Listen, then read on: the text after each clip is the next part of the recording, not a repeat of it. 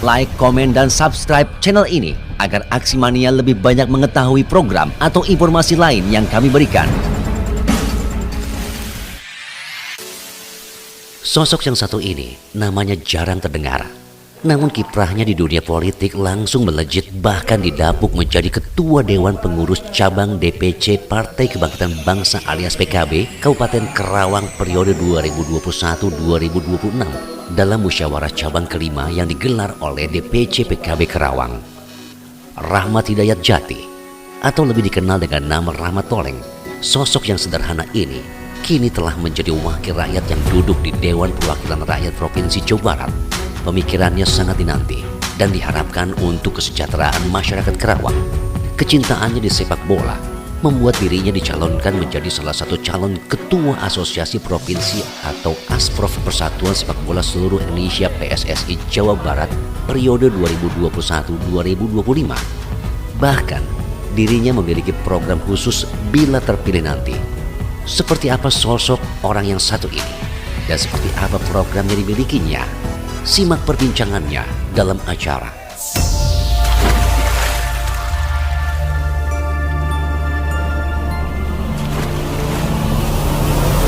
Di telinga, dekat di hati.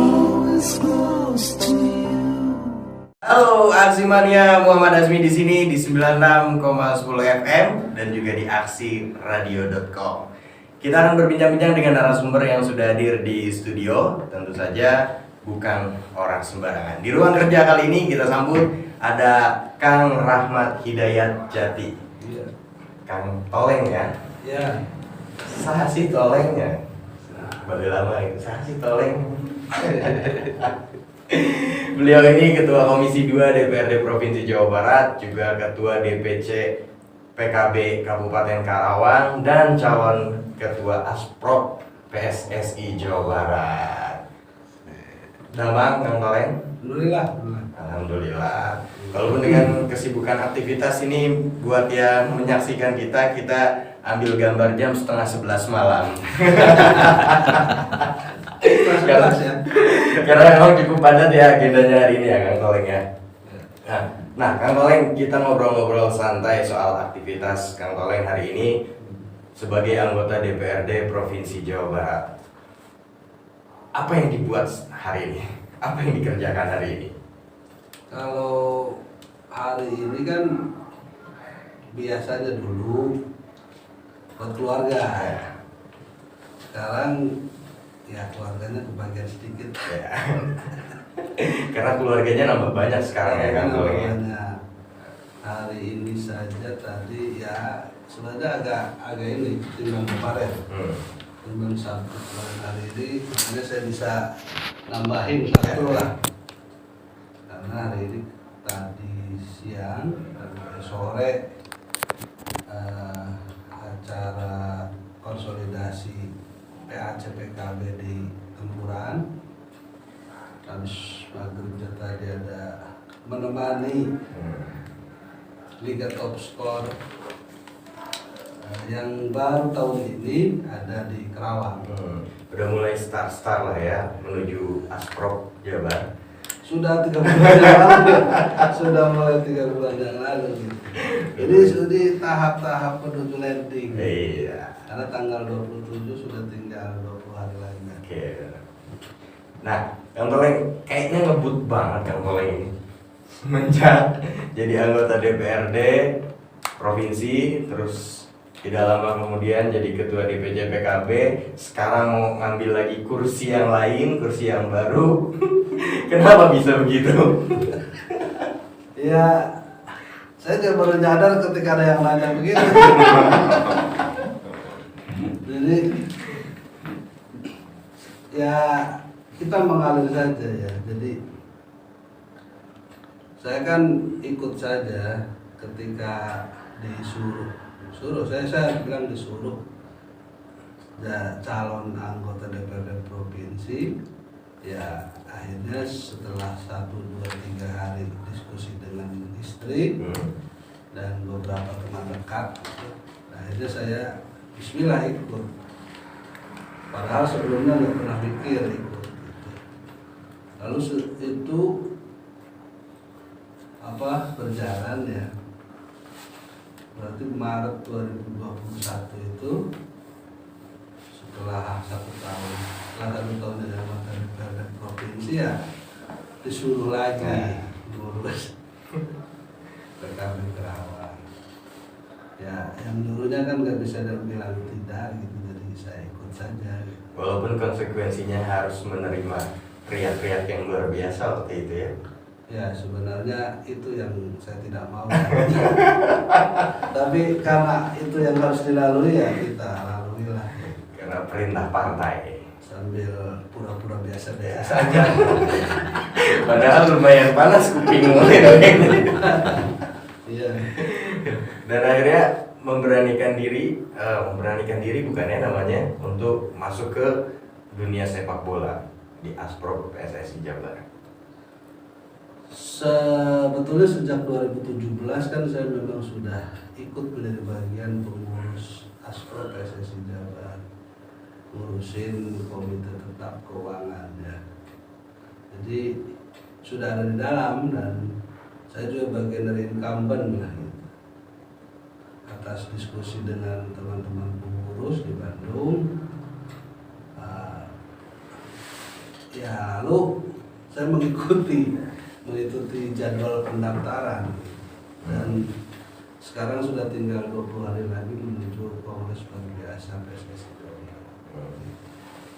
Sudah siap menang atau mempersiapkan mental untuk menjadi nomor 2 atau nomor 3 untuk posisinya hari ini? Hitung-hitungannya. Boleh dong dapat bocoran kita.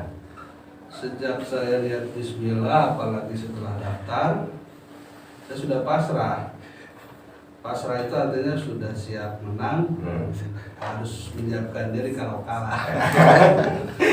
Saya tidak punya opsi lain, karena saya tidak daftar di posisi wakil ketua, tidak juga daftar untuk posisi esko.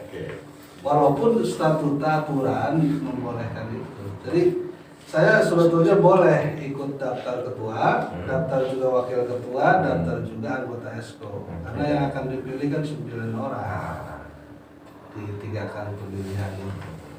Tapi mendaftarkan diri hanya untuk satu posisi itu Hanya aja. untuk satu posisi. Peluangnya sudah oke atau masih sibuk negosiasi?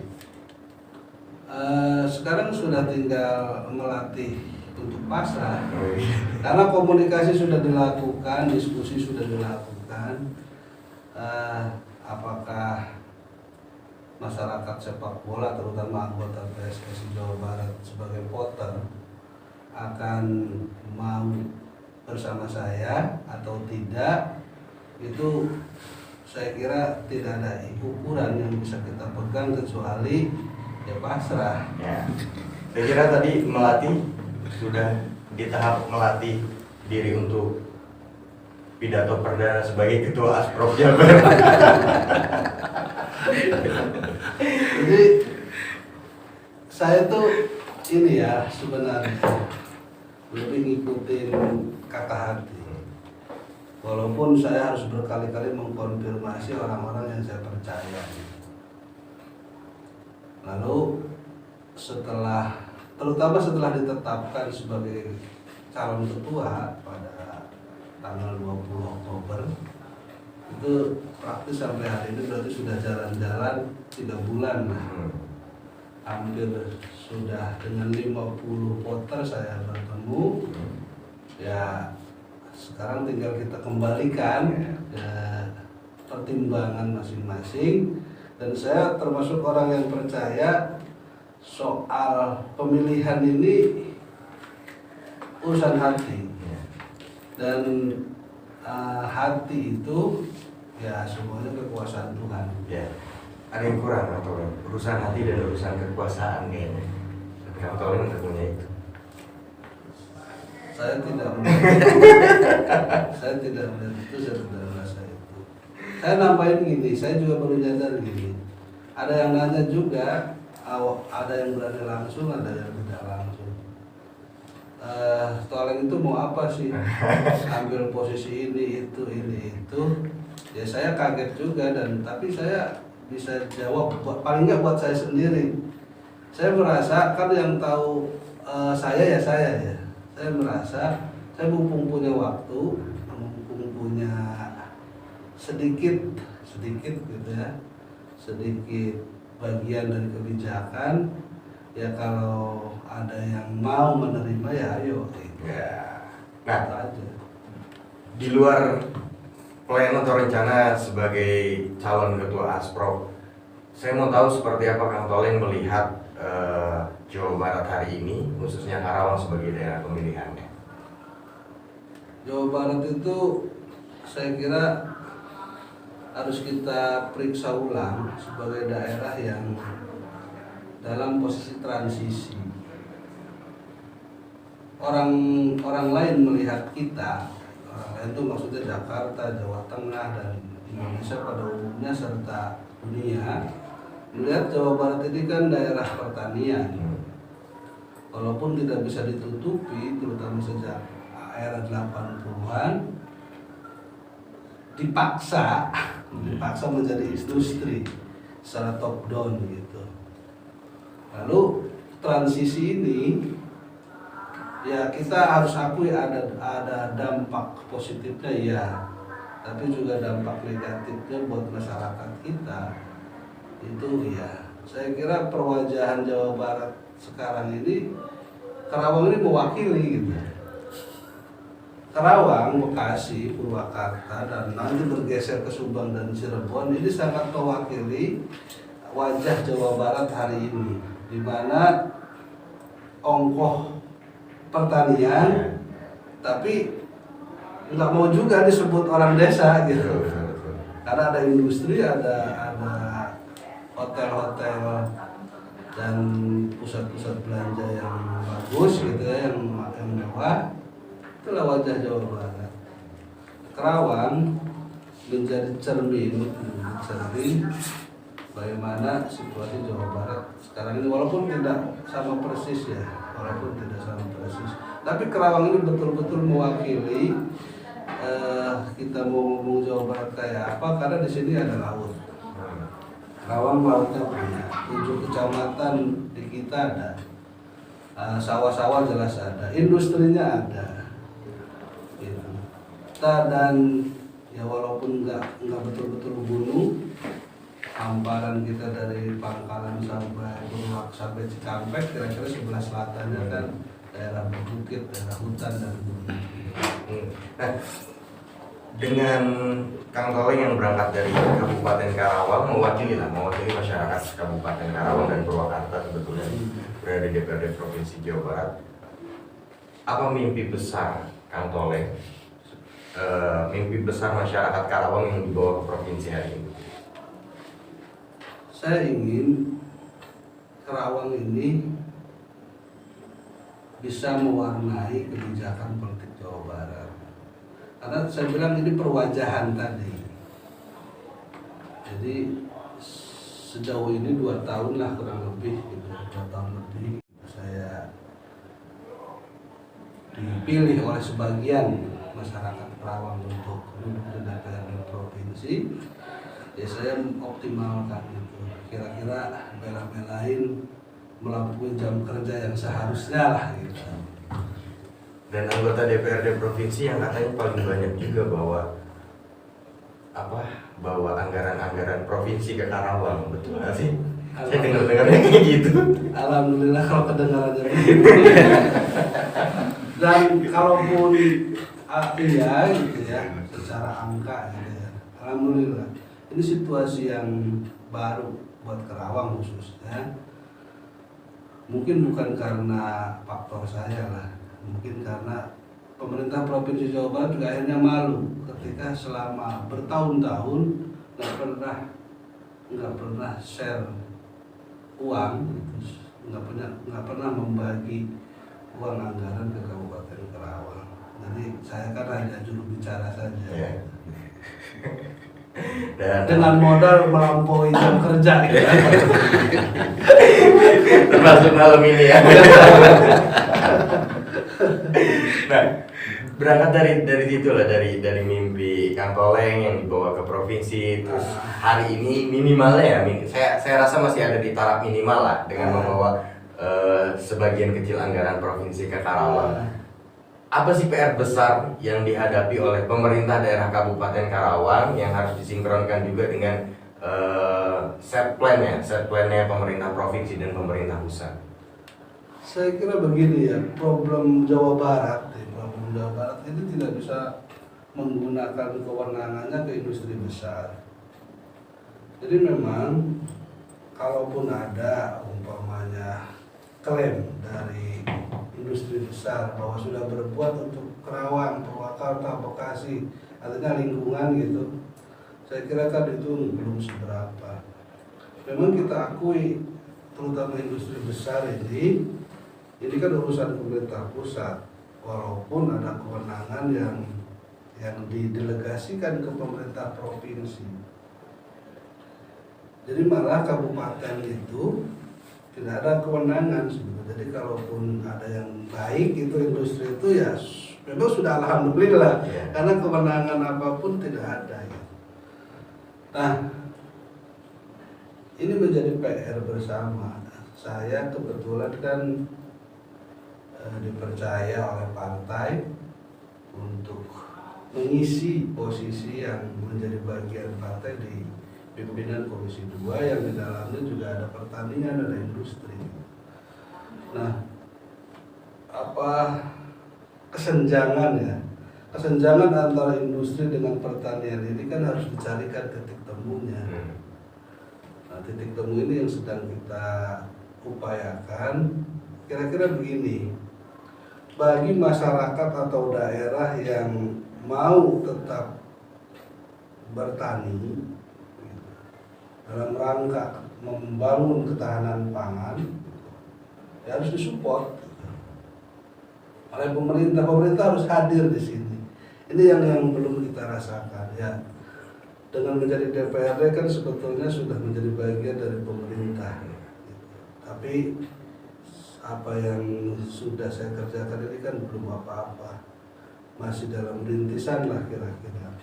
Nah, yang industri, apalagi besok pengembangannya ini ke Subang, ke segitiga Rebana itu akan merubah situasi banget, situasi dari daerah agraris ke daerah yang katakanlah metropolis, tapi juga tidak menjanjikan kesejahteraan dalam jangka panjang. Problem kita di Jawa Barat ini kan IPM kita masih rendah sesungguhnya. Nah, ada nggak Kang Toleng melihat komitmen pemerintah baik itu di setiap kabupaten, terutama di Karawang, Purwakarta sebagai dapil dan juga pemerintah provinsi untuk kesejahteraan ini kan harus dikejar dengan cara berlari ya Kang Toleng ya, nggak bisa kita jalan santai ya? Ya, saya kira fokus kita harus menuju ke arah politik kesejahteraan.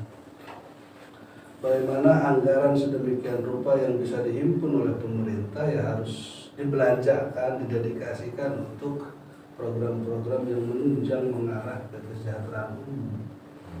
Nah, hal ini kemudian saya kira semua orang, semua kita bertujuan yang sama. Hanya saja pada pelaksanaannya ini berbeda orang cara pandang. Nah, cara pandang ini yang kadang seringkali menimbulkan perbedaan politik lah kira-kira begitu. Walaupun tujuannya sama ini, tapi yang jelas kerangka konfigurasi struktur APBD itulah cermin pemerintahan ini sudah mengarah ke kesejahteraan atau belum. Jadi ketika pemerintah dalam hal ini pimpinan daerah, kepala daerah dan DPRD sudah mampu merumuskan konstruksi APBD-nya, struktur APBD-nya yang menjamin mengarah kepada tujuan untuk kesejahteraan umum, saya kira harus didukung.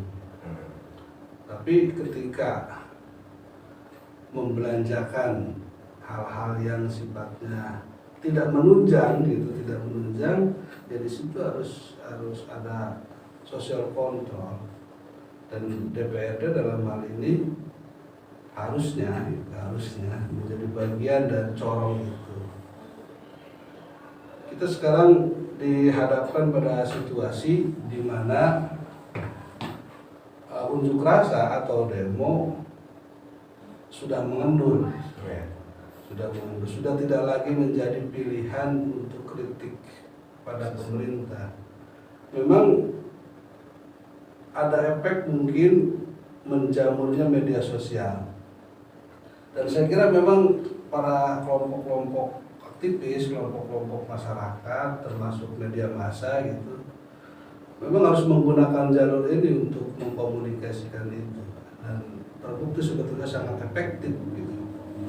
Hanya saja bagaimana kemudian yang menjadi bagian dari pemerintahan ikut memastikan suara-suara ini juga diurus gitu, sesuai dengan regulasi yang berjalan. Iya. Demonstrasi memang mengendur ya, karena hari ini banyak aktivis yang menjadi bagian tim dari para pejabat-pejabat, termasuk juga Kang Toleng, bagian besar timnya aktivis ya. Bahkan nggak ada yang demo gitu. Ya saya kira memang sirkulasi kita ya kira-kira kan kalau 15-17 tahun yang lalu saya juga menjadi bagian dari itu, sekarang saya di situ. Tapi kadang-kadang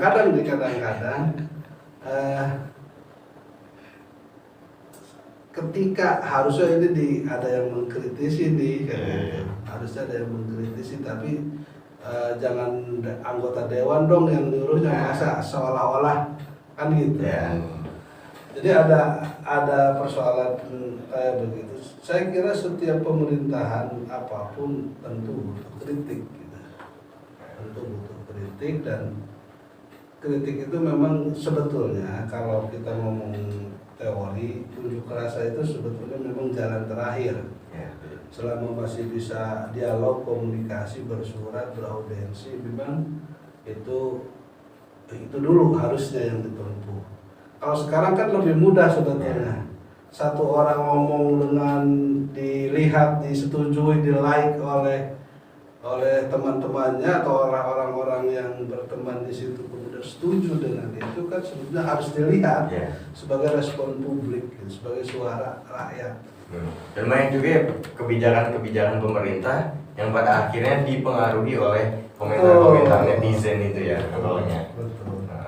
Termasuk juga kalau di pemerintah pusat kan ramai banget kemarin soal aturan perjalanan ya. Baru dikeluarkan 1 hari karena dikritik netizen, akhirnya dibatalkan.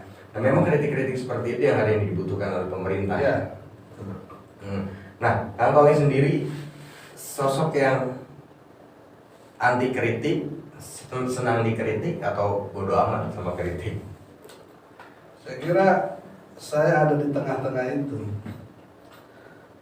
Karena saya juga tukang kritik gitu, dalam porsi yang menurut saya yang memang harus disampaikan. Malah saya juga sebetulnya agak kaget, tapi tidak untuk mengklarifikasi, karena di DPRD bagi gedung sate katanya saya dianggap salah satu dari 120 orang anggota dewan itu yang suka kritik gubernur. Karena memang basic. Masih terbawa nuansa aktivisnya. Karena kalau kita nggak ngomong yang harus diomongin, kita kadang nggak bisa tidur. Iya. Gitu. Aktivis memang kadang gitu. Padahal kita tahu kalau kita omongin dia pasti nggak suka gitu. Dan makanya saya lagi belajar bagaimana saya tetap ngomong tapi orangnya jadi nggak benci ke saya. Itu yang susah. Lagi belajar dan lagi cari guru. Nah, berarti Kang Toleng dengan kondisi dulu sebagai seorang aktivis hari ini aktivis dengan konsep yang lebih glamor lah mungkin ya. Kalau dulu aktivisnya di jalanan, kalau sekarang kan di dalam gedung, ruangan ber-AC. Kalau sidang juga kan tertata rapi, itu kan kalau mengkritik. Sempat kaget nggak dulu saat awal ternyata terpilih sebagai anggota DPRD? Kalau ternyata terpilih, alhamdulillah tidak kaget gitu. Belakangan aja kaget. Karena ya saya kan sudah biasa kalah ya. Dulu biasa kalah, tapi sekarang lagi jadi pemenang terus. Ya, jadi kira-kira begini, saya cerita pendek. 2009 kan walaupun belum ini terpaksa itu saya jadi bagian dari kontestan di Pileg, kalah. 2014 juga begitu, kalah. Jadi saya sudah tahu rasanya kalah kayak apa gitu.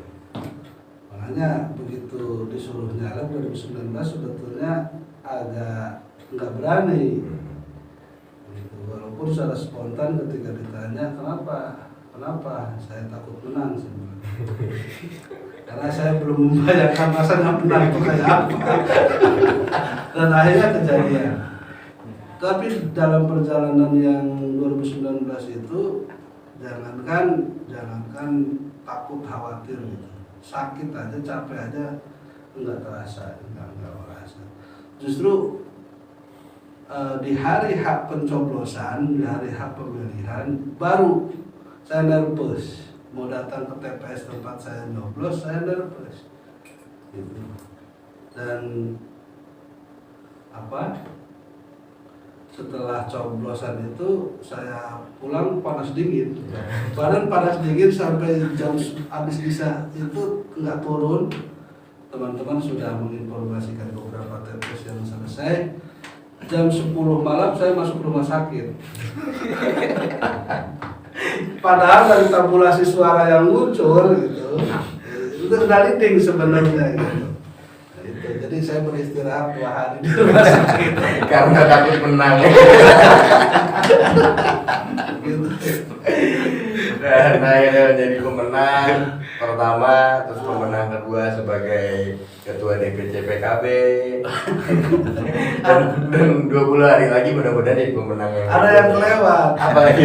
Januari 2021. Sebetulnya sejak pertengahan 2020 itu berarti sudah jadi anggota Dewan Provinsi. PPM se-Jawa Barat ngajak diskusi. Kayak saya kan masih ketua Kerawang waktu itu, 2017-2021. Saya disuruh, karena kalau PPM sebenarnya saya paling muda ya di antara ketua cabang itu. Saya disuruh untuk memimpin PPM Jawa Barat. Gitu. Nah di PPM itu saya nggak mau voting. Saya nggak mau voting. Saya bilang saya siap pimpin PPM. Semua orang tahu PPM nggak ada duitnya. Jadi harus ngurus sendiri apa sendiri, makanya nggak usah voting. Kalau mau saya bilang saya siap.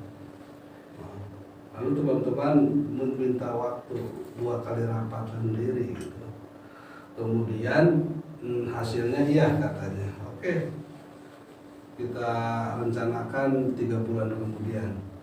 Menjelang pelaksanaan hari H ada lagi bahwa akan dibuka pendaftaran. Silakan saya ikuti. Tapi jangan salahkan kalau saya nggak daftar. Gitu. Sampai hari H kemudian tidak ada yang daftar, baru saya daftar. Saat saya bilang ke teman-teman panitia itu, karena panitianya teman semua akan keluarga, organisasi keluarga.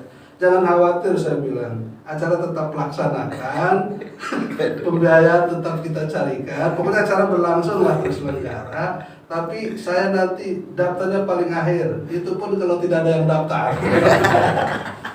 Jadi, makanya kalau di PSSI ini nggak begitu ya nggak apa-apa. Karena ini kan bukan keluarga inti gitu. Ini ada banyak stakeholder, ada klub, ada asosiasi gitu. Maka harus dihadapkan pada pilihan-pilihan yang kira-kira banyak model pilihan. Jadi ya apakah demokrasi atau apa bahasanya, mungkin di situ ruangnya. Nah, mungkin ini satu pertanyaan terakhir. Hari ini yang Kang Toleng duduki, posisi yang hari ini Kang Toleng duduki, merasa bahwa ini adalah buah dari perjuangan atau memang karena sedang beruntung-beruntungnya aja kan?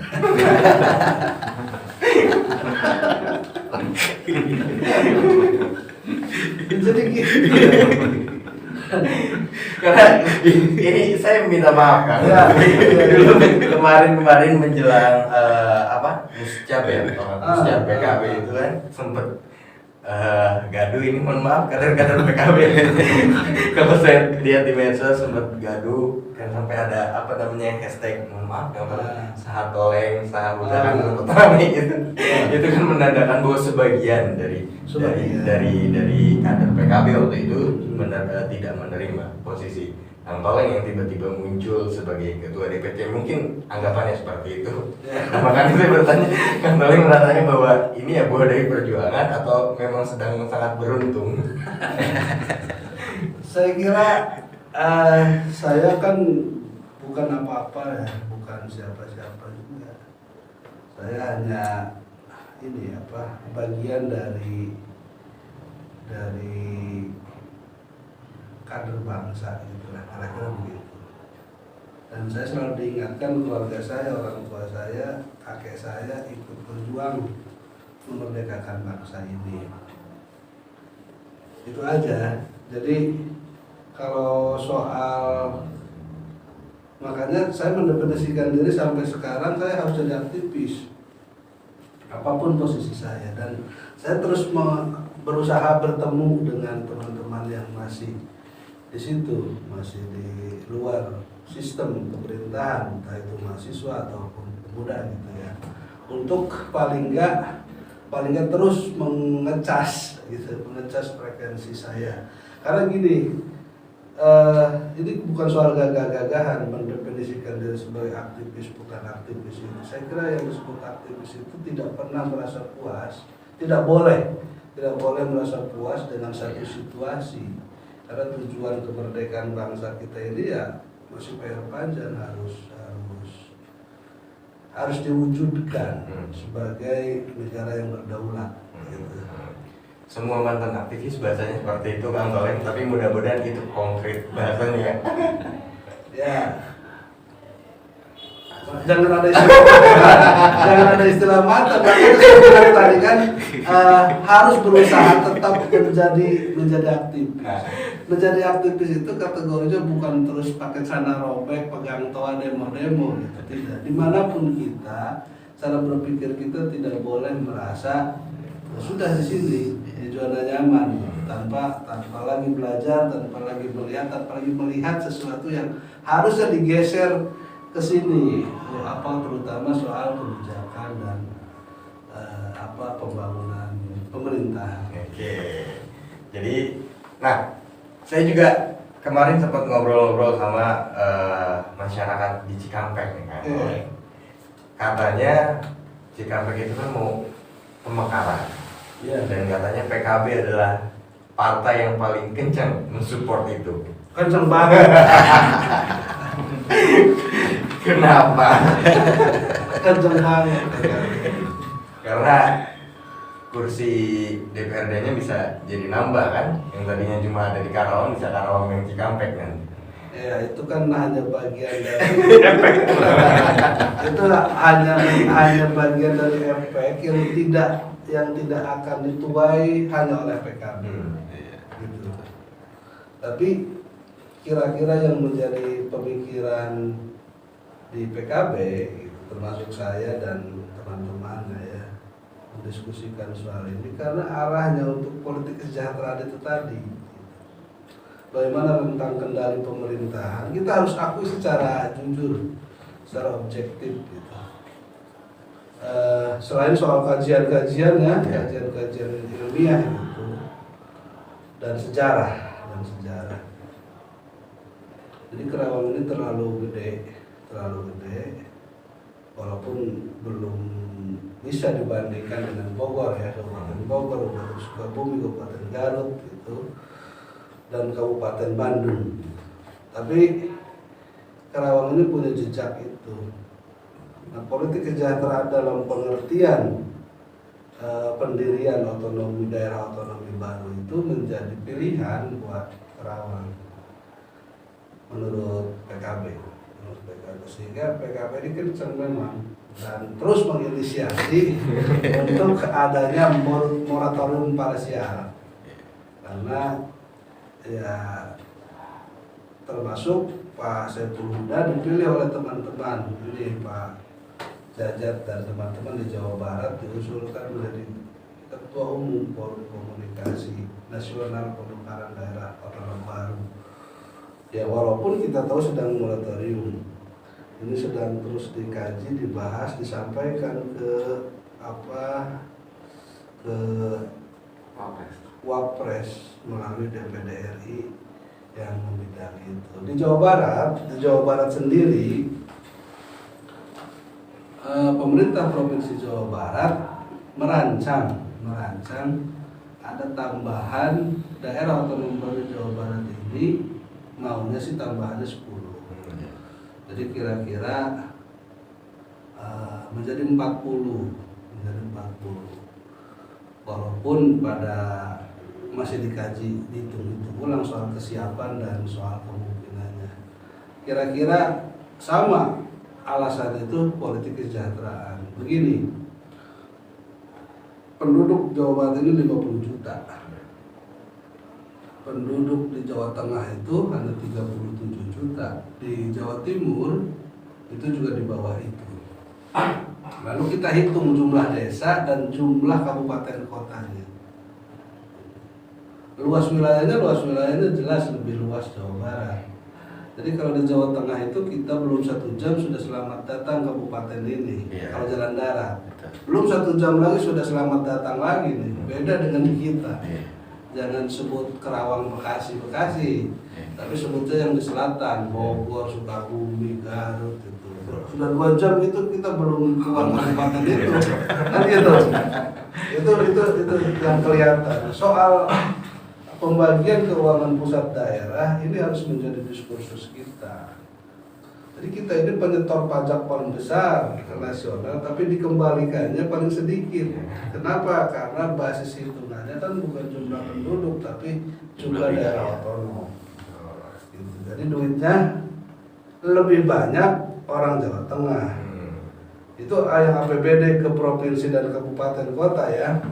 Lalu ada dana desa sudah 7 tahun terakhir ini lagi jumlah desa kita di Jawa Barat hanya 5.000. Kurang dari 5.600. Di Jawa Tengah itu 7.000 desa itu. Padahal penduduk banyak di kita. Makanya ini saya mendiskusikan juga dengan teman-teman di Jawa Barat bahwa memang belum ada yang mengambil inisiasi ini untuk pendirian desa-desa baru. Pemekaran desa lah gampangannya. Bagi penduduk yang di atas 6.000 bagi jumlah penduduk desa yang di atas 6 dan kelurahan yang 6.000. Ini soal rentang kendali, soal pelayanan pemerintahan dan soal pembagian keuangan pusat dan daerah itu. Dan artinya bingkainya itu politik kesejahteraan. Bahwa nanti turunannya bagi partai-partai nambah anggota dewannya, yaitu efek sama dengan birokrasi bahwa nanti butuh camat tanyakan butuh lurah banyak. Jadi sama itu hanya dampak ikutan.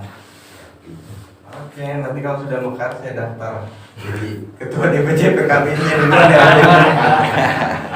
karena PKB sekarang lagi gencar-gencarnya PKB milenialnya itu ya. Iya. Oh, kedengeran juga ya. Oh, kedengeran banget. Luar biasa emang. Tapi sukses terus, lancar terus, kantor buat semua agenda, aktivitasnya dan juga target-targetnya. Dan mudah-mudahan bisa lebih banyak lagi bawa anggaran provinsi ke Karawang ya. Artimania itu dia obrolan saya dengan Kang Rahmat Hidayat Jati atau Kang Toleng. Mudah-mudahan obrolan ini bisa memberikan wawasan baru untuk kita dan membuat kita lebih terinspirasi dan semangat dalam menjalankan tugas-tugas sebagai putra-putri Ibu Pertiwi. Saya Muhammad Azmi undur diri dan jangan lupa buat Anda penikmat musik bisa akses musik-musik di aksiradio.com atau dengarkan di 96,1 FM. Saya undur diri, terima kasih dan sampai jumpa. Radio siaran sosial dan niaga, akrab di telinga. dekat di hati.